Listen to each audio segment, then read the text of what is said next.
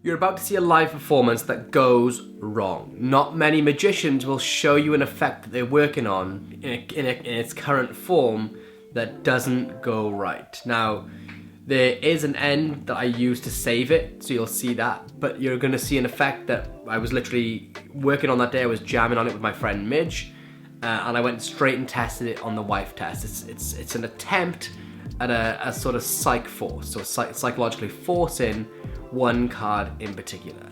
So go ahead, let's watch the trick. Then you're gonna see my wife Kayleigh talk about what she liked about it and what she thought about it as a layman. And then I'm gonna come back to you and tell you some ideas at the end of the video, which I think will make this work. This is such a fresh idea that I just got the phone with Midge, but you're gonna try and play the part of somebody that I think you may remember when it was a random person, but the person genuinely named a card to fuck me up. And I'm trying to sort of jazz and get myself out of trouble. Mm-hmm. So what I'm going to do is take out the most obvious card in the deck to help you. I'm not going to go for that. Okay.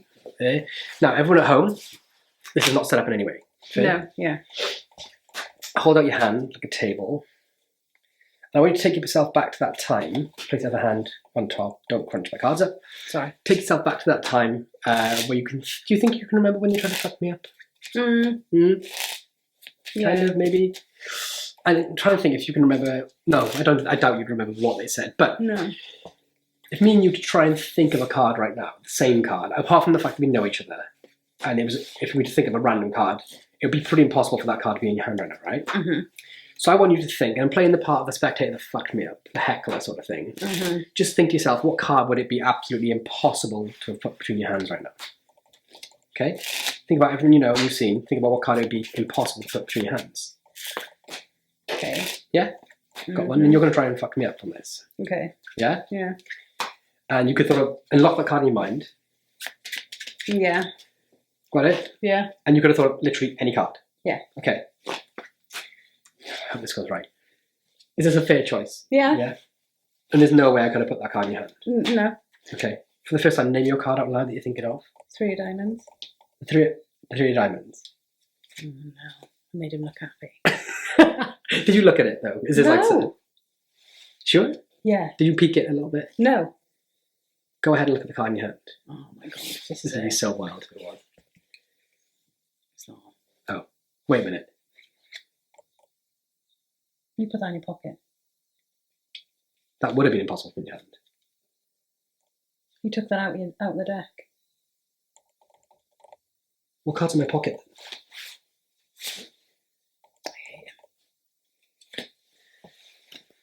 I hate him. I didn't watch his hands either.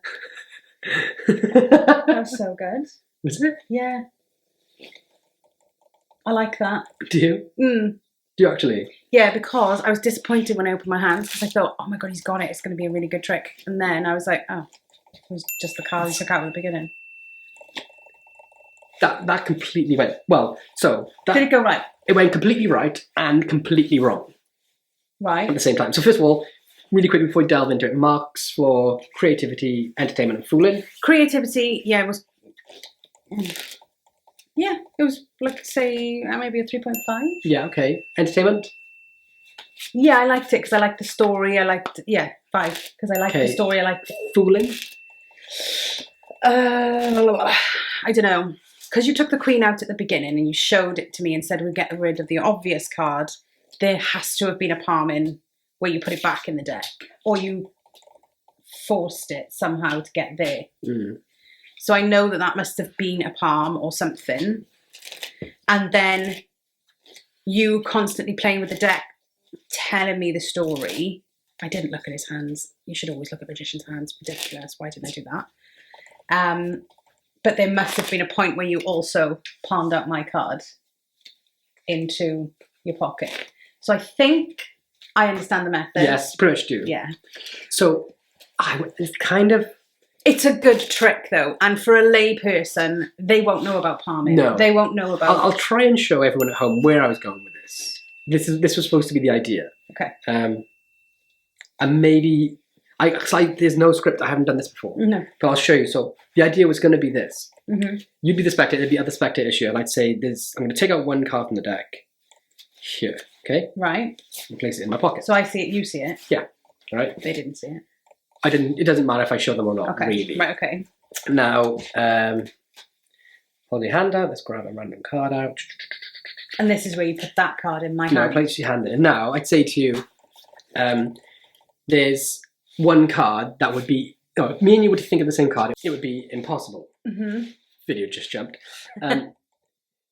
Now, so this is the wordplay, but so this, if me and you were to think of the same card, it would be impossible. Yeah.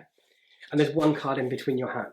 Yeah. Knowing what you know now, Yeah. what card would be impossible between the 4 of hearts? So I should have said the 4 of hearts. this? Yeah, the angle I was going was that it's like using the word impossible because you know that card's out of the deck. It would be impossible for it to have been placed in there because it isn't in the deck. Yes, but to everyone else, it feels like the card you're thinking of would be You should have impossible. practiced your patter. Well, I still don't know whether I think I'm missing something to it. But the idea would be that I'd show you a card and place it out of the deck so it can't go in the deck, right? Okay. And you know it's out of the deck, and it's secretly put in.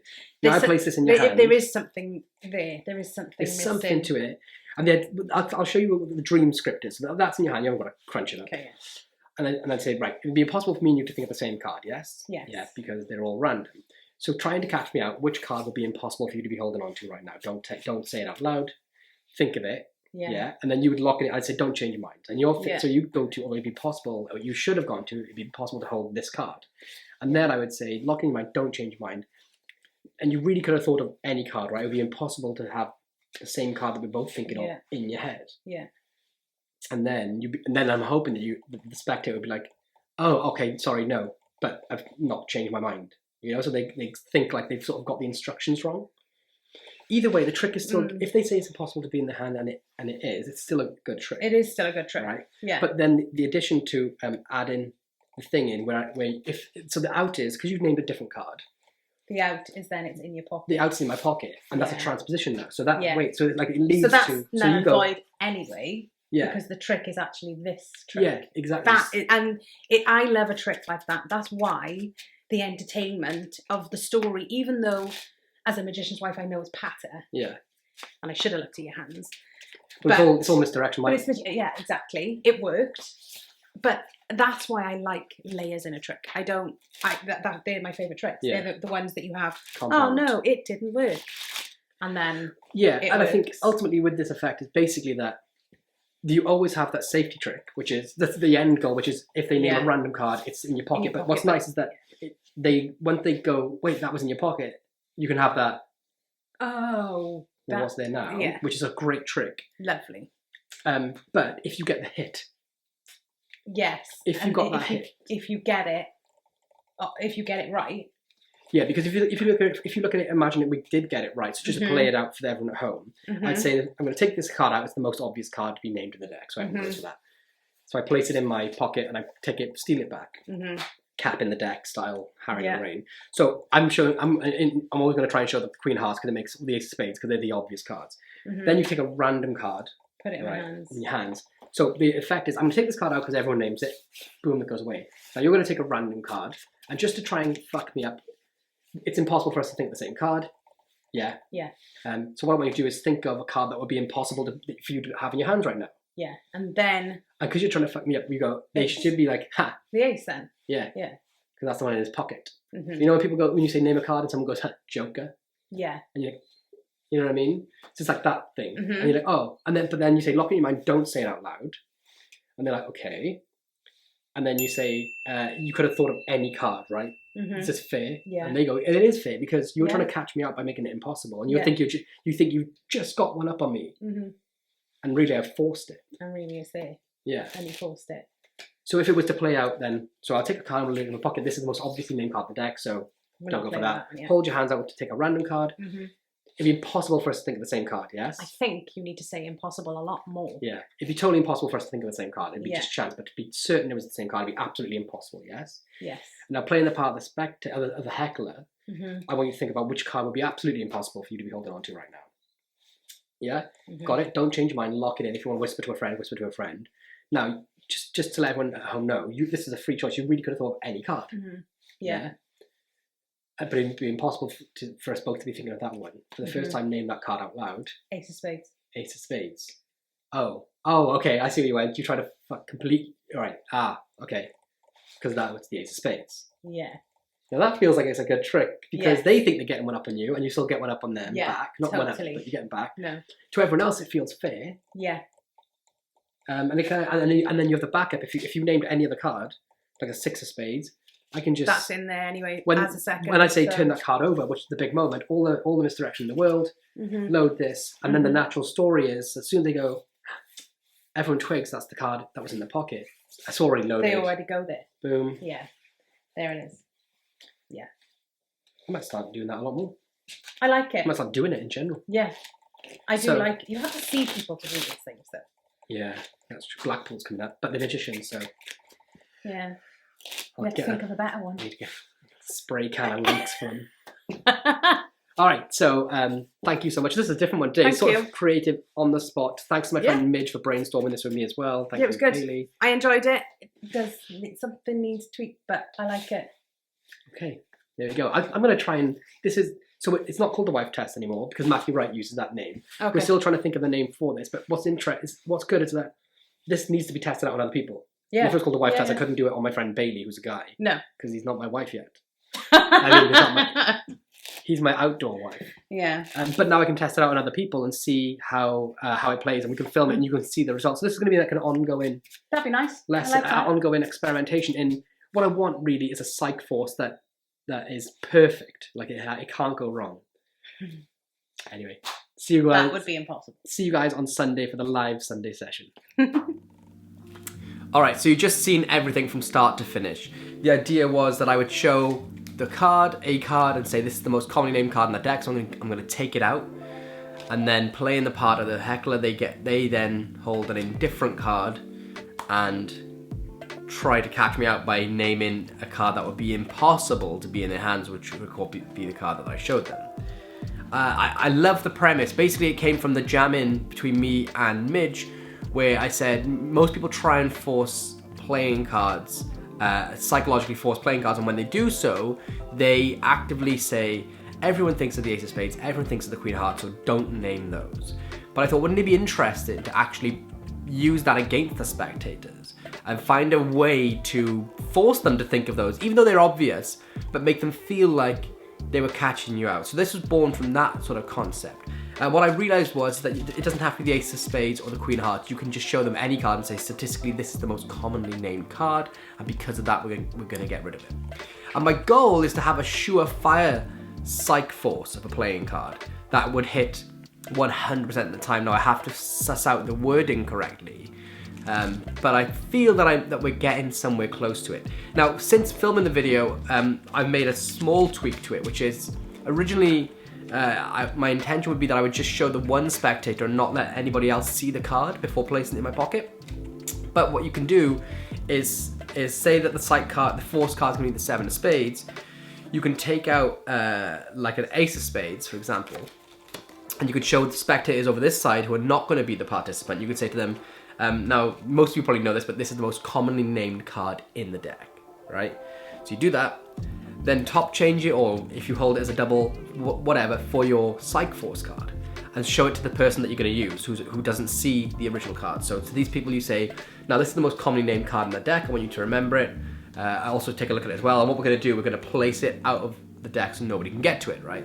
So now this person has seen the 7 of Spades, they've all seen the Ace of Spades, but they think it's a different card. Because what will happen here is that when this person names the 7 of Spades as the impossible card, it really solidifies the idea that it was a freely thought out choice. So if you imagine it like this, they think that the Ace of Spades is in my pocket, he sees the 7 of Spades, and I say, trying to catch me out, what card would be impossible to be? And I don't like to use the word catch me out because it might hint to them, but because they think he's seen the Ace of Spades in there, it'll feel even more fair. So you say, now what card would it be impossible for you to be holding between your hands right now?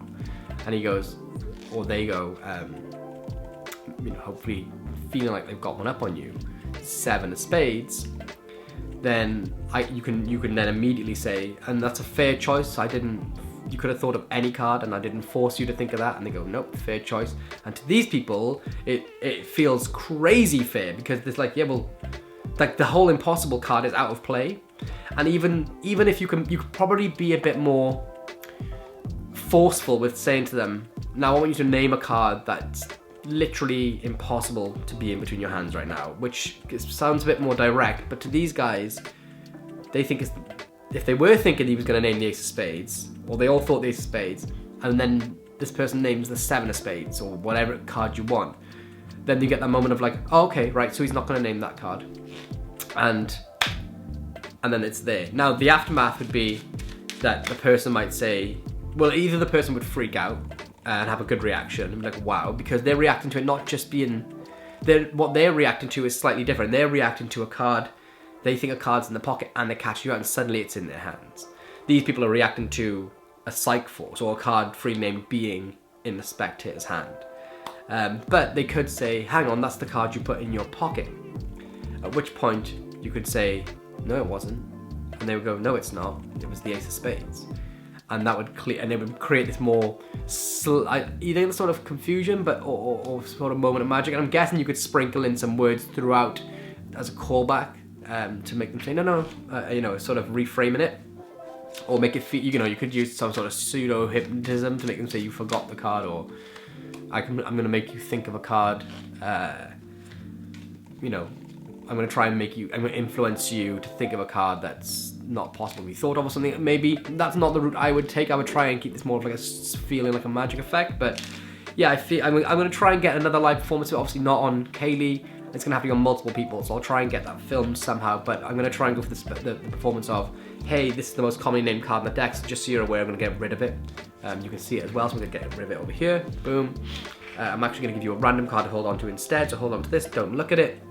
And it would be impossible for us to be thinking of the same card, yes. Even if you want to try and catch me out, make it as difficult for me as you can. What card would it be literally impossible to be holding on to right now? The Seven of Spades. Okay, what? The Seven of Spades? Is that a fair choice? Could you have thought of any card? Yes. Go ahead, turn it over, boom. Now, in this instance, if they say any other card in the deck, like Three of Diamonds, you could just carry on into the way it's done in the video, where I just literally cut the three to the top, palmed it off, went to my pocket, and then I can load it as they turn that card over. So the misdirection is perfect. So I'm getting this card ready, load to my pocket, and I say, go ahead, turn the card over. He turns it over, it's the Seven of Spades. He'll have a shock because it's like, hang on, that's the card in your pocket. They'll be like, no, that was the Ace of Spades. And then you say, the card in my pocket's the Three of Diamonds, and everyone's freaking out because they all thought it was the Ace of Spades in the pocket, which is all kind of a bit crazy. And one small note to mention on because I love being able to cull a card when you need to, or literally just cut a card at the top, but oftentimes you don't get the right motivation to spread through the deck. So what I like to do in this case is that when I place the card in their hand face down, I make sure it's like none of us know what the card is. So I say I'm gonna force the Four of Diamonds and say, look, this is gonna go in the pocket. Don't look at it. Now we're gonna use a random card, and you can just literally cut it into the middle, pull it out, and say no one's gonna know what that is. Now, if they name a completely different card that to what the force card is, because this card you haven't seen and they haven't seen, you can say, for example, say they name the Nine of Clubs, right? This card's in their hand, and you say Nine of Clubs, okay? Give me a moment. Let me see. You know what? And I'm going through the deck. You're like, you know what? And as I get, like, for me, the nine's a couple away from the top here, but I'd say it was like in the middle maybe. Right, so I go through the deck. I'm like, you know what? I'm holding a break on it with my fingers, or you can like kick it down a bit so you can retrieve it later. Say, the nine's not actually in here, and as you drop down and look at them for attention, I'm gonna just I don't bother with any like culls or passes. As I bring my attention to them, I'm going through the deck, I spot that nine, I keep a break on it somehow or mark it. I say, you know what, the nine's not actually in here, and I point to them, and because it's all like away and they're gonna turn it over in a minute, there's no heat on you, there's no reason to make a move out of it. And then I can go ahead and palm it off and load it. But yeah, so the importance of you apparently not knowing the card in their hand either gives you the reason to go to the deck. You can be like, oh, do you know what? Let's go and have a look. You know that nine's not actually in the deck, so go ahead and turn it over. boom, and then there's just no heat on you. And that's just a small tip in reasoning and misdirection. So it gives you the reason to go through the deck and the perfect misdirection. But yes, I know I've talked a lot. It's one of my favourite plots in Magic. And let me know in the comments below what you think of this. And because it's not finished yet. So I love that this can be a community sort of project. If you can think of good reasoning to have them play the part of the spectator. I don't like having to tell them to play the part of the spectator or having to tell them to catch me out. But if there was something that could be implied, you know, where it's like, maybe I just don't say anything. Maybe I'd say it's impossible for us to be thinking of the same card, or statistically impossible for us to be thinking of the same card. But what card would it be impossible? And I don't even talk about the whole heckler thing. Who knows? I'm going to go test it out a few times, and then I will report back with hopefully some footage. But if you haven't done so already, thank you all for tuning in. Thanks to all the subscribers. You guys mean the world to me. Come back on Sunday for the live Sunday session from Blackpool. If you haven't done so already, hit that subscribe button.